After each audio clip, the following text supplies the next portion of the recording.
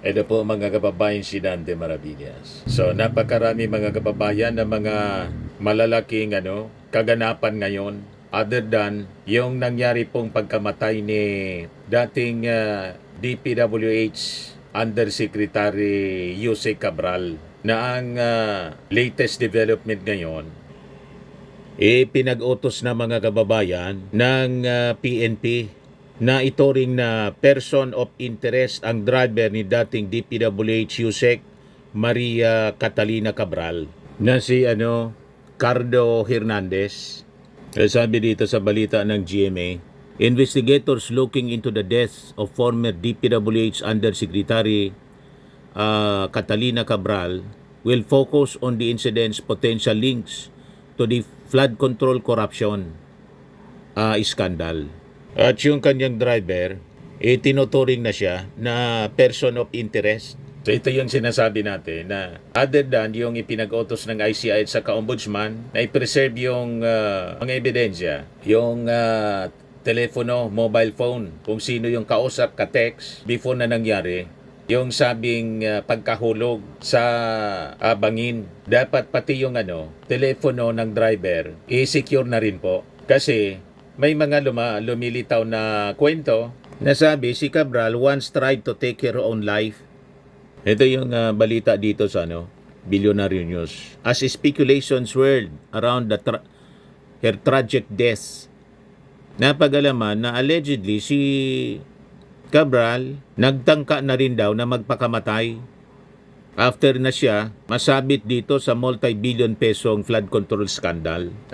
Problema, mga kababayan, kung nagpakamatay siya sa pamamagitan ng pagtalon sa bangin, may interview sa kanya sa isang construction magazine na may phobia daw sa height itong si Cabral. Heights. Biggest phobia. Heights. Biggest phobia daw niya. Heights. Heights. Biggest phobia. Heights.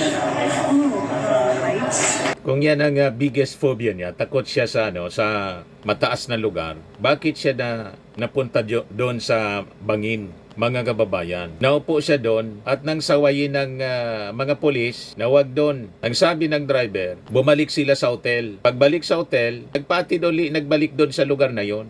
At nagpaiwan, iniwan naman ng driver. Ayun na po, ang balikan wala na. Ayun, nahulog na mga kababayan at yun na nga po, namatay si Cabral. So diba, yung mga conflicting stories na ganon, kailangan talaga na maimbestigahan. Kaya yung driver po, person of interest na rin, sabi po ng PNP. Baka kung may nag-utos, itinulak, hindi natin alam. Kaya importante talagang maimbestiga ng malalim. Kasi seryoso yung mga revelasyon po ni Cabral sa pag-imbestiga ng Congress. Pakinggan natin ito mga clips. Terms 51B allocation to Paulo Duterte's district in last 3 years of Rodi's term. Ito po ba totoo?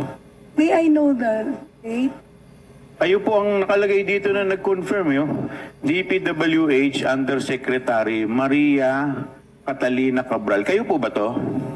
Your Honor. Pagtatanong ni Congressman Yes, Your Chua. Okay. Do you remember stating that quote? Or Saka you do ni not Terry remember Ridon. stating that quote? I remember, Your Honor. You remember stating that quote. And if you remember stating that quote, do you confirm the information in that quote? That I That you confirm those amounts if na that- nabanggit, excuse me, let me finish, amounts na nabanggit ninyo noong 2020, 2021, 2022. Base po sa NEP ng DPWH at yun pong GAA sa distrito ito. Therefore, the distrito po of Congressman Paulo Duterte ay tama po and we confirm those budget. yes, Your Honor. Alright, thank you. So dito natin maintindihan kung bakit biglang nag-activate yung propaganda po ng mga DDS, sabay-sabay na umatake po at ginamit itong pagkamatay ni Jose Cabral para baliktarin yung kwento. Insinuating na yung gobyerno, mga kababayan, ang malamang may motibo in case halimbawa pinatay ito. Pinatahimik para hindi daw matuko yung mastermind. Iiba po yung mga lumalabas sa kwento, mga kababayan. Kasi yung mga expose ni Cabral at ng kanyang mga kasama sa DPWH tumutukoy sa previous administration po. Ayan o. Mga kababayan, ulitin natin. Duterte's district in last 3 years of Rodi's term. Ito po ba totoo? May I know the... Pagtatanong ni Congressman Kayo po Chua ang ng nakalagay Maynila. dito na nag-confirm yun. DPWH Undersecretary Maria Catalina Cabral. Kayo po ba to? Your Honor. Yes, Your Honor. Do you remember stating that quote or you do not remember stating that quote? I remember, Your Honor. You remember stating that quote, and if you remember stating that quote, do you confirm the information in that quote? That I... That you confirm those amounts if na that- nabanggit, excuse me, let me finish, amounts na nabanggit ninyo noong 2020, 2021, 2022. Base po sa NEP ng DPWH at yun pong GAA sa distrito ito. Therefore, the distrito po of Congressman Paulo Duterte ay tama po and we confirm those budget. Yes, Your Honor. All right, thank you. DPWH.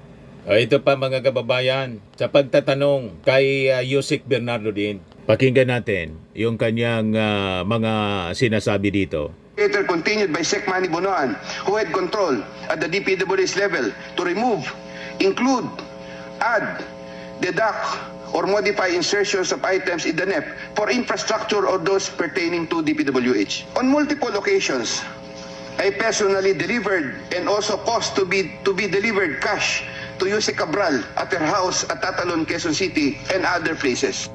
Sabi ni Bernardo, nasa 5 milyon, 7 at higit 10 milyon ang pinakamalaking na i-deliver niya kay Cabral sa magkakaibang pagkakataon.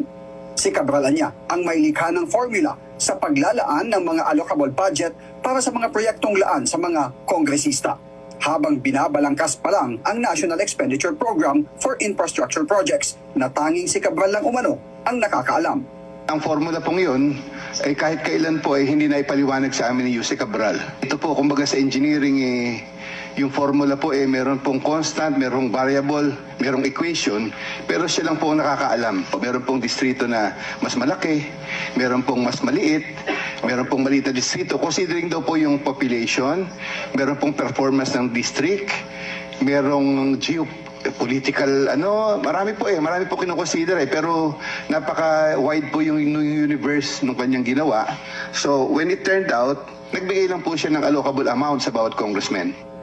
It is Yusek. At isa sa mga mga pinasangkutan po ni Jose Cabral, yung 36 billion daw na rock netting sa Benguet.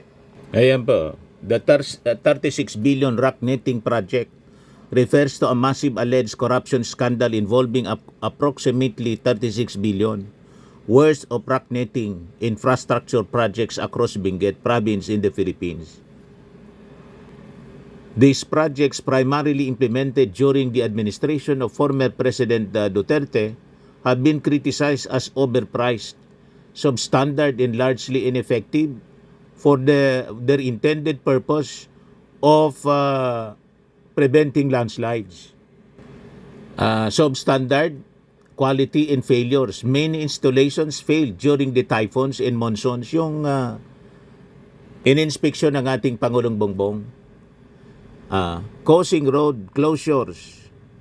A specific 114.8 million project in Tuba, Benguet, built by 3,000 rock engineering from April 2018 to 2019 was inspected by Marcos in August 2025 and found severely deficient. Yan yun in-expose mga kababayan ni dating Senador Trillanes.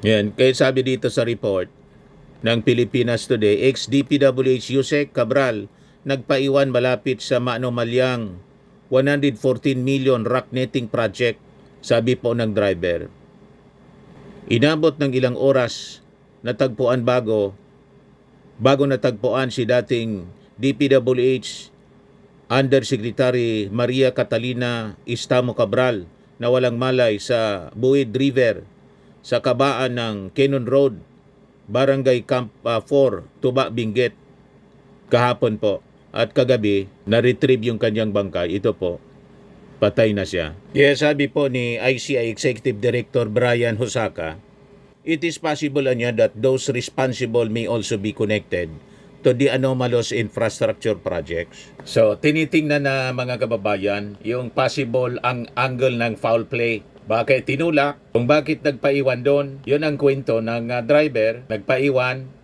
Na after 1 hour, dinalikan niya. Wala na si Cabral. Nahulog na sa bangin. So nahulog lang ba siya, aksidente? O sadya siyang nagpatiwakal? O itinulak? Para patahimikin mga kababayan kasi napakaraming alam siya tungkol sa mga anomalya. Mula pa ng mga previous administrations. Dika-dekada na mga kababayan kasi po ang anomalya sa DPWH. 40 years na pala siya na nagtatrabaho sa DPWH. At ang daming na-discovering anomalya sa flood control in other infra projects sa previous administration kasi yung pinaimbestigahan ng ating Pangulong Bongbong Marcos po the past 10 years. Kaya ito na yung anggulo, isa sa mga anggulo na tinitingnan ng ating PNP. Flood control mess among angles in Cabral death probe. Sabi dito sa story, Cabral was the middle person, the one who made things happen quietly. She was not a senator, not a congressman, and not a contractor. She worked inside DPWH in charge of planning. That role gave her early access to project lists and budgets before they became public. In plain terms, politicians could ask for projects, but people like Cabral helped decide which requests actually turned into funded projects. In the corruption scandal, her name kept coming up because witnesses said she helped move this request through the system. Former DPWH official Roberto Bernardo testified that Cabral asked him for project lists connected to large budget allocations. He claimed there was a standard 10% kickback arrangement, that money from projects was divided among insiders and political figures. Sa kanyang testimony, he named Senator Mark Villar as a supposed beneficiary through intermediaries. Villar has strongly denied this. Other powerful names were dragged into the same story. Senate hearings and testimonies mentioned Senators Jingo Estrada, Joel Villanueva, and Chis Escudero, as well as former Congressman Saldico and contractor Sara and Curly Discaya. So, nasa nerve center mga kababayan kasi itong si dating Yusek Cabral. Kaya hindi malayo na baka talagang pinatahimik po. Kaya nandun ang anggulo ng possible foul play. Isa sa mga anggulong iniimbestigahan ngayon ng PNP. At person of interest na rin po yung driver. So anyway, subaybayan na lang po natin yung mga developments ng balitang yan. Kasi may isa pang malaking balita ngayon. Tungkol naman ito kay Digong sa ICC po. At ang paglabas ng balitang ito, yung mga DDS influencers, mga trolls nila sa social media, pinapalabas diversionary itong kwento na sinasabi si Duterte, si Digong fit to participate in ICC pre-trial proceedings. Sabi kasi ng mga medical experts. So tuloy ang trial kasi fit si Digong. Ngayon, ang pinapalabas ng mga DDS spin doctors, diversionary ito sa issue ng pagkamatay ni Cabral. Malabo po ang ganyan na kwento. Kasi itong issue kay Digong sa ICC, wala mang kontrol dito sa balitang ito ang ating gobyerno. Kung anong developments doon sa ICC, sa issue ng kaso ni Digong, lalabas at lalabas yun. At mapapabalita. Kaya malabo na ito ay diversionary tactics ng ating gobyerno. Sabi ng mga DDS trolls. Di ba? Anong kinalaman sa kwentong ito ng ating gobyerno? Pag lumabas yung result ng medical examination, ilalabas yan, siyempre, ng ICC or anyone na may access ng balita doon sa ICC. Yan po, diversionary tactic daw ito ng ating gobyerno. Former President Rodrigo Duterte is fit to participate in pre-trial proceedings of the ICC based on the findings of the independent panel of medical experts cited in recent court filings. Talaga naman pong fit si Digong. Ang nag-confirm mismo si Sara at saka si Elizabeth Zimmerman. Okay niya. Yung recent visit ni Sara doon sa Dahig, sabi ni Sara, okay niya si PRRD. Nangumusta pa niya, kumusta yung politika sa Pilipinas.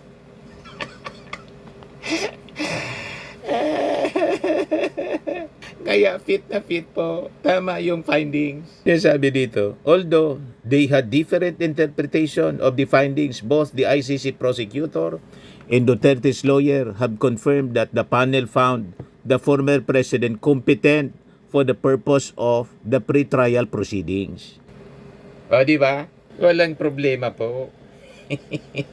Yan o, sabi dyan. In his 9-page observation released on Thursday kahapon, ICC Deputy Prosecutor Main Mandiahe niyang urged the ICC pre-trial chamber to conclude that Duterte is capable of meaningfully exercising his procedural and fair trial rights, that he is fit to participate in the pre-trial proceedings, including the confirmation hearing.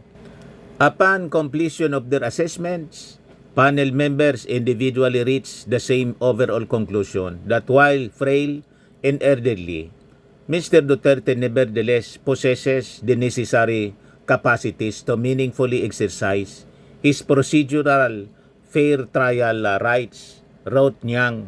Hindi umabra yung mga drama-drama nila dyan. Hindi pwede po yung mga ganyang drama sa ICC. O, di ba po? Ang pinapalaki nilang kwento, yung pag-sanksyon ng Amerika sa ICC, yung mga bank accounts ng ICC judges, sinasabi nila, magsasara na daw yung ICC. Kaya mapipilitan na si Digong pauwiin na lang kasi sarado na yung ICC. Yan ang pinapakalat nilang kwento, mga kababayan. The medical experts, according to Nyang, found that Duterte was able to understand the charges and evidence, understand the conduct, purpose, and possible consequences of the pre-trial proceedings, and instruct his lawyer for the preparation and conduct of his defense. The deputy prosecutor pushed for the resumption of the proceedings against the former president. Duterte's lawyer, Nicholas Kaufman, however, challenged the panel's joint report and claimed that it cannot be deemed as dispositive. Amirit pa yung abogado ni Digong, si Kaufman. Bugbog sarado na yung defense ni Digong. Hindi umobra yung mga depensa ni Kaufman. Laging sablay. Laging reject, mga kababayan. He said, the means by which each member of the panel reached their conclusions were in conflict with those of the others. Such internal inconsistencies undermine the overall weight of the general joint conclusion on fitness. Before rendering a decision on the matter, the pre-trial chamber must seek further clarification. Sabi po niya sa kanyang observation. Malamang reject uli yung kanyang argumento. Napakababaw ng mga argumento ni Kaufman. Kaya yung ibang mga DDS po, gusto nang palitan si Kaufman bilang abogado ni Digong, paniwala pa rin si Sara. Di ba? Wala mang paniwala si Sara kay Roque. Si Roque sana nagbo-volunteer, kaya lang wala mang maniwala kay Roque, kundi siya lang, taga si Marika. Sila nga nag-aaway-away, mga kababayan. He requested for an evidentiary hearing to allow parties to clarify the conclusion of the experts, the reasons for such conclusion, and the methodology adopted during the interviews. The ICC Trial Chamber 1 has yet to decide on Duterte's request to adjourn the proceeding due to his supposed cognitive decline that renders him unfit to stand trial. The pre-trial judges formed the 3-member panel to independently assess Duterte's medical condition. Hindi na lang kasi hayaan yung trial. Sabi nga natin, kung naniniwala kayong wala mang kasalanan si Digong, ba't hindi ninyo na lang hayaan yung trial? Iba po? Kaya lang, sabi nga ng kasi ni Digong na si Noel Duterte, kaya natatakot daw yung defense na iharap sa trial si Digong kasi malamang umamin siya doon. Tulad ng kanyang pag-amin sa sa Senate hearing at saka sa Quadcom. Nilaglag pati si Bato. Si Bato niya, dead squad din yan. Yan si Bato, nagtago na po. Wala pa nga yung physical copy ng warrant of arrest ng ICC. Hindi na po nagre-report sa Senado. Nagpakita kay Torion. Pa-picture doon sa sabi SM Davao yon. Pero hindi na po nagpapakita sa Senado. Anyway, ayan po mga kababayan yung mga developments ng balita. Tingnan ninyo itong mga reactions ito. Troll ito. Laging nagre-react ito sa akin. Cover up sa murder case ni Cabral. Anong kinalaman ng ICC? Update mga kababayan, paglabas ng balitang yan, anong kinalaman ng ating gobyerno? Wala mang control dyan sa mga balita sa ICC, ang Marcos administration. Yung mainstream media, pipick upin kahit anong balita, tulad nitong balita, developing story sa issue ng kaso ni Digong sa ICC. Normal flow of news yan, kaya malabo yung cover up. Kayo na lang ang naniniwala sa ganyang kwento. Sabi ni Mar Magpayo, delaying tactic by Kaufman. More delays, more money for him. Smart guy. Sabi ni Joyce De La Cruz, ayan, malinaw na, fit to participate in pre-trial proceedings. Baka may mag-alibay na naman na pag malapit ng trial. Sabi ni Jerry Ilad, Kaufman could not just handle the truth that his client is fit and able to undergo trial. He's just delaying the proceedings. Sabi ni Bigonya, dapat madaliin yung trial. If guilty, bilanggo. If not, release. O, di ba? Sabi ni Froilan, yun, start na trial forthwith. Ayan po mga kababayan yung balita. Ako po si Dante Maravillas. Bye-bye. God bless.